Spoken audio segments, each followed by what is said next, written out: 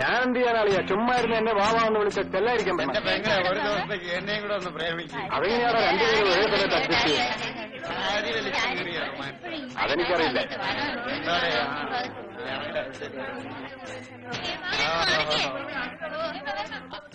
കടിച്ചു പറയും, കടിച്ചു പറയും.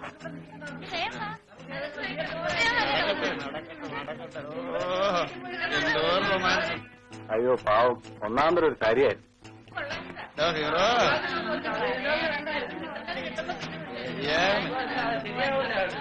അവന്റെ ഒരു വലിയ ഇരിപ്പ് കണ്ടില്ലേ? നമ്മുടെ കേസ് എന്താണാവോ ഫയലിൽ ചേർക്ക? അല്ല, ധൃതിയൊന്നുമില്ല, ഓർമ്മിക്കാൻ വേണ്ടി പറഞ്ഞ. നമുക്കൊന്ന് ചുമ്മാ കറങ്ങി അടിക്കാം. നീ അത്രയ്ക്ക് ശീലാവധിയാണ്ട്രീ. ഇത് നിനക്കും കൂടുതലാണെന്ന് വിചാരിച്ചു? വാലാട്ടിപ്പട്ടികൾ.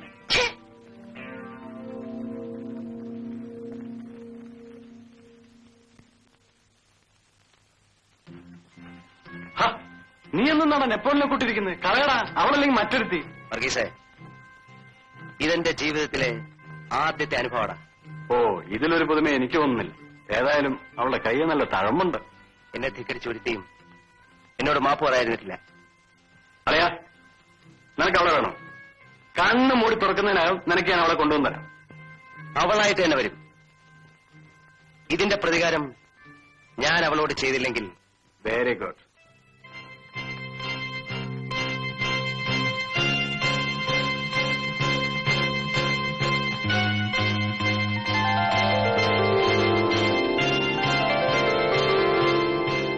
സരിത, സരിത ഒന്ന് നിൽക്കൂ. ഇതൊരു ശല്യമായല്ലോ. എനിക്കെന്താ വേണ്ടത്? എനിക്കല്പം സംസാരിക്കാനുണ്ട്. വീട്ടിൽ അമ്മയില്ലേ? ഞാൻ പറയുന്നത് എനിക്കൊന്നും കേൾക്കണ്ട. സരിത, നീ എന്നെ മനസ്സിലാക്കാത്തോണ്ടാ. നോക്ക്, ഈ നാട്ടിൽ ആണുങ്ങളൊക്കെ ഉണ്ട്. വെറുതെ തടി കിടക്കണ്ട.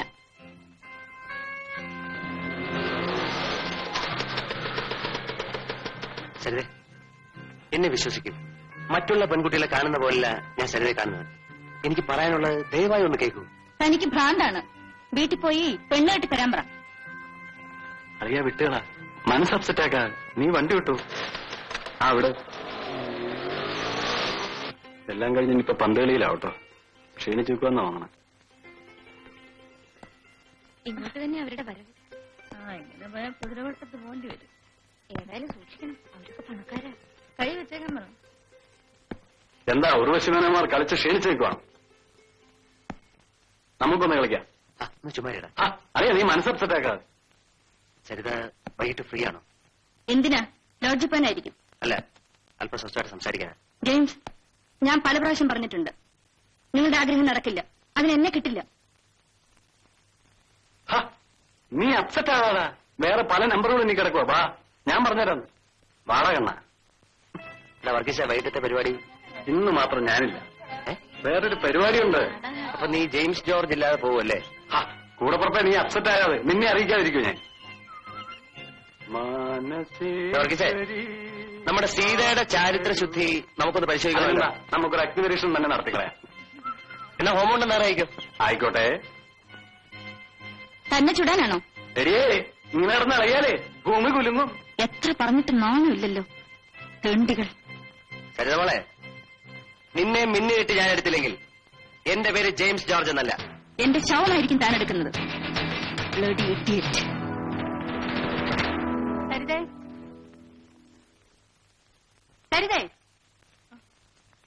എന്താടോ, താൻ ഈ ലോകത്തൊന്നും അല്ലേ?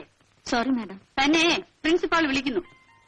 മേലാൽ ഇത് ആവർത്തിക്കാതിരിക്കാൻ ശ്രദ്ധിക്കണം. സർ, ഞാൻ ഒരു തെറ്റും ചെയ്തിട്ടില്ല. അവരിങ്ങനെ ശല്യപ്പെടുത്താൻ തുടങ്ങിയാൽ ഞാൻ പിന്നെ എന്ത് വേണം? എങ്കിലും ഒരാണിന്റെ നേരെ കൈ ഉയർത്തിയത് അത്ര നന്നായില്ല. ഞാൻ പരമാവധി സഹിച്ചു സർ. സരിത ഒന്ന് മനസ്സിലാക്കണം, അവർക്ക് നഷ്ടപ്പെടാൻ ഒന്നുമില്ല.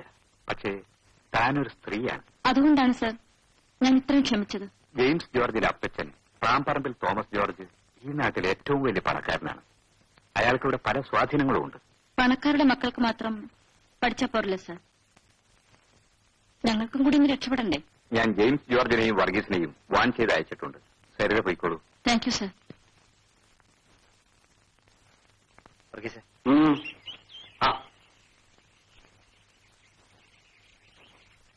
കപ്പ്യാറിന്റെ ഉപദേശം സ്വീകരിച്ചിട്ട് വരുന്നതായിരിക്കും. ഏയ് കുംഭസാരം. ഏത് അധികാരമായ നമുക്കെന്നാ? ശരിക്കും ഏറ്റു. കംപ്ലീറ്റ്ലി അപ്സെറ്റാ മനസ്സ്. ഈ ജെയിംസ് ജോർജിനെ മനസ്സ് വിചാരിച്ചോ യാതൊരു കുഴപ്പമുണ്ടാകത്തില്ല. കേട്ടു, കേട്ടിട്ടും കേട്ടില്ല എന്നൊരു ഭാവമാ. എന്റെ പൊന്നു ആളെ.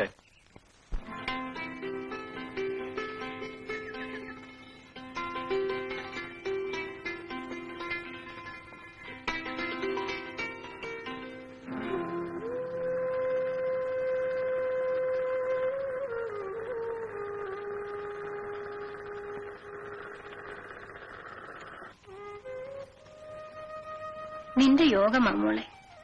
ഏതായാലും ഇത്രയും കാത്തിരുന്നില്ലേ അമ്മേ? ഇനി സരിതയുടെ പഠിപ്പ് കഴിയുന്നത് വരെ എനിക്കൊന്നും ആലോചിക്കണ്ട.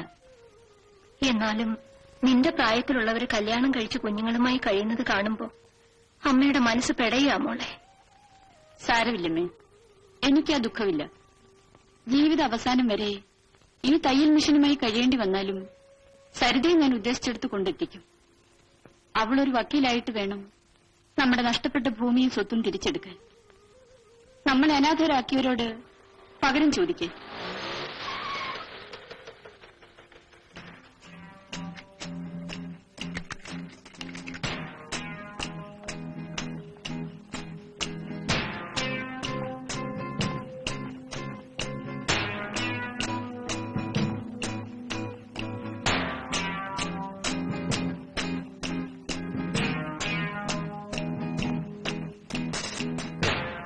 സരിതയുടെ അമ്മയും ചേച്ചിയല്ലേ? ആ, കുഞ്ഞിനെ മനസ്സിലായില്ലല്ലോ.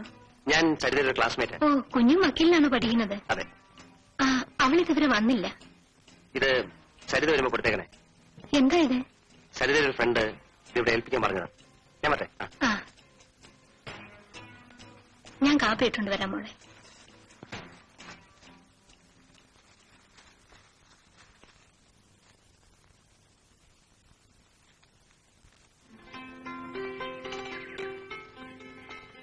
ഹലോ, പിന്നെ സുഖമാണല്ലോ. ശരി.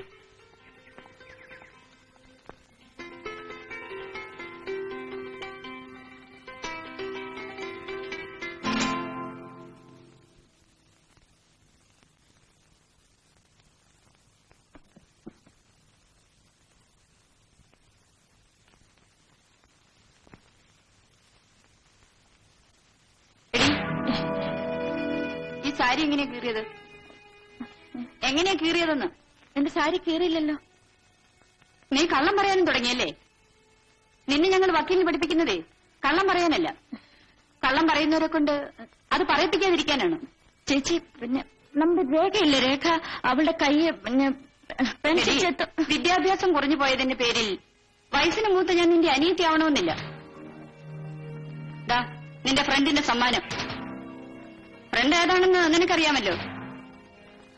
അതിലും മായം കലർത്താൻ ഉദ്ദേശമുണ്ടോ?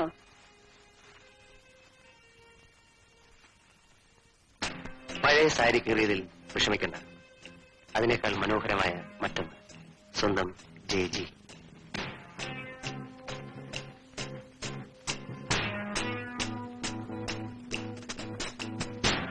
അറിവ് കൂടിപ്പോയതുകൊണ്ട് നീ ഇത്രമാത്രം നശിച്ചു പോകുമെന്ന് ഞാൻ കരുതിയില്ല. ചേച്ചി, ഞാനത് തെറ്റും ചെയ്തിട്ടില്ല. വേണ്ട, ഇനിയും ഞങ്ങൾ വിട്ടികളാക്കരുത്. എടി, മാനം വിറ്റ് കൈനീട്ടാൻ തയ്യാറായിരുന്നെങ്കിൽ എനിക്കും എന്തൊക്കെയോ നേടാമായിരുന്നു. എല്ലാവരും കൂടി ഒരുമിച്ച് ആത്മഹത്യ ചെയ്യാനുള്ള വഴി ഉണ്ടാക്കരുത്, പറഞ്ഞേക്കാം.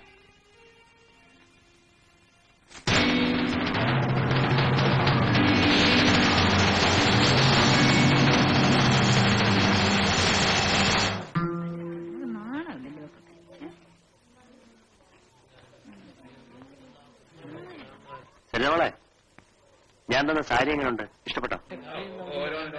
ഇതാ തന്റെ സാരി. എന്നിട്ട് പോടാ.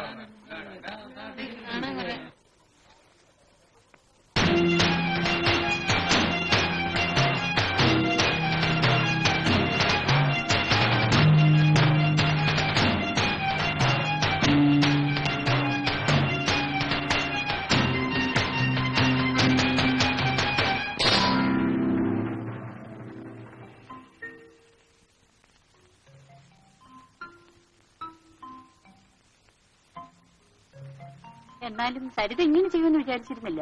അല്പം കടുപ്പമായി പോയി. ഈ ജെയിംസ് ജോർജിനെ അവൾ ശരിക്കും മനസ്സിലാക്കാൻ പോകുന്നേ ഉള്ളൂ. ഇത്രയും കാലം പുറകെ നടന്നതല്ലേ, ഒന്ന് തൊടാൻ പോലും കഴിഞ്ഞില്ലല്ലോ. ഒരുത്തനും തിരിഞ്ഞു നോക്കാത്ത വിധം ഞാൻ അവളുടെ ജീവിതം തകർക്കും. അവസാനം അവൾ എന്റെ അടുത്ത് തന്നെ വരും. ആഹാ, അത് കൊള്ളാം. അളിയനോട് കൂടിയിരിക്കായിരുന്നു.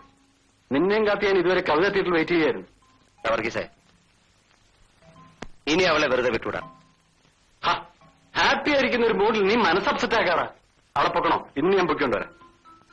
ഒരു ദിവസം എന്റെ കിടപ്പറയിൽ കിടത്തിയോണ്ട് മാത്രം എനിക്ക് അവളോടുള്ള പകരയില്ല. അവൾ നശിക്കണം. ഈ നാട് വിട്ടോടണം. അതിനൊക്കെ വഴി ഉണ്ടാക്കാന്നേ.